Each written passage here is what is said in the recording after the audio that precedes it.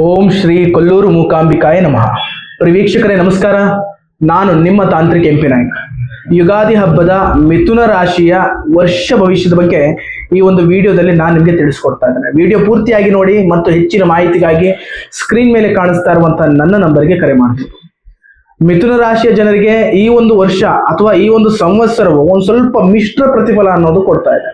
ಯಾತಕ್ಕೋಸ್ಕರ ಅಂತ ಹೇಳಿದ್ರೆ, ಆದಾಯ ಒಂದು ಕಡೆ ಗಳಿಕೆ ಇದ್ರೂ ಕೂಡ ಖರ್ಚು ಅಷ್ಟೇ ಜಾಸ್ತಿ ಆಗಿರ್ತದೆ.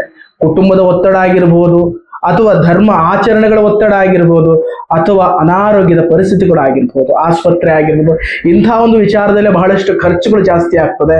ಮತ್ತು ವ್ಯಾಪಾರ ಕೂಡ ಏನು ಡಲ್ ಆಗಿರುವುದಿಲ್ಲ, ಬಹಳ ಚೆನ್ನಾಗೇ ಇರ್ತದೆ. ವ್ಯಾಪಾರ, ಹೊಸ ವ್ಯಾಪಾರಗಳು ಪ್ರಾರಂಭ ಮಾಡುವಂಥದ್ದು, ಅಥವಾ ಒಂದು ಹೊಸ ಬಿಸ್ನೆಸ್ಗಳು, ಒಪ್ಪಂದಗಳು ಸ್ಟಾರ್ಟ್ ಆಗುವಂಥದ್ದು, ಹೊಸ ಹೊಸ ಅವಕಾಶಗಳು ವ್ಯಾಪಾರ ಅಥವಾ ವ್ಯವಹಾರದಲ್ಲಿ ನಿಮ್ಮ ಮಿಥುನ ರಾಶಿಯ ಜನರಿಗೆ ಕಂಡು ಬರ್ತದೆ.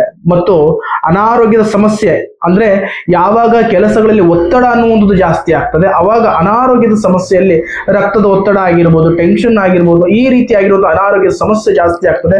ಅನಾರೋಗ್ಯದ ಬಗ್ಗೆ ಸ್ವಲ್ಪ ಗಮನ ಕೊಡೋದು ಬಹಳ ಉತ್ತಮ. ಮತ್ತು ದಾಂಪತ್ಯ ವಿಚಾರದಲ್ಲಂತೂ ಯಾವುದೇ ರೀತಿಯಲ್ಲಿ ತೊಂದರೆಗಳಿಲ್ಲ. ದಾಂಪತ್ಯ ವಿಚಾರದಲ್ಲಿ ಇದುವರೆಗೂ ಕೂಡ ಏನು ಸಮಸ್ಯೆಗಳು ಕಂಡು ಬರ್ತಾ ಇತ್ತು, ಆ ಎಲ್ಲಾ ಸಮಸ್ಯೆಗಳು ಕೂಡ ಪರಿಹಾರ ಆಗುವಂತ ವರ್ಷ ಅಂತಾನೆ ಹೇಳ್ಬೋದು. ಅವಿವಾಹಿತರಿಗೆ ಅಂದ್ರೆ ಮದುವೆ ಆಗದೇ ಇರುವಂತ ಹುಡುಗ ಆಗಿರ್ಬೋದು ಅಥವಾ ಹುಡುಗಿ ಆಗಿರ್ಬೋದು, ಅವರಿಗೆ ಕಂಕಣ ಭಾಗ್ಯಗಳು ಕೂಡಿ ಬರುವಂತ ವರ್ಷ ಇದಂತ ನಾನು ಹೇಳ್ತೇನೆ. ಮತ್ತು ಮಿಥುನ ರಾಶಿಯ ಜನರಿಗೆ ಈ ವರ್ಷದಲ್ಲಿ ಶುಭ ಸಂಖ್ಯೆ ಅನ್ನುವಂಥದ್ದು 9 ಆಗಿರ್ತದೆ. ಮತ್ತು ಶುಭ ಬಣ್ಣ ಅನ್ನುವಂಥದ್ದು ಬಿಳಿ ಆಗಿರ್ತದೆ.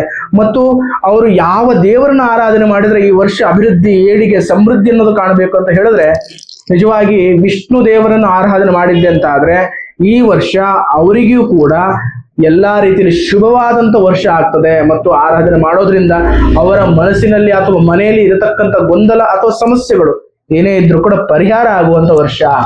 ಹಾಗಾದ್ರೆ ವೀಕ್ಷಕರೇ, ಈ ಒಂದು ವಿಡಿಯೋ ನಿಮಗೆ ಇಷ್ಟವಾದಲ್ಲಿ ಲೈಕ್ ಮಾಡಿ, ಶೇರ್ ಮಾಡಿ ಮತ್ತು ನನ್ನ ಚಾನಲ್ನ ಸಬ್ಸ್ಕ್ರೈಬ್ ಮಾಡಿ. ನಮಸ್ಕಾರ.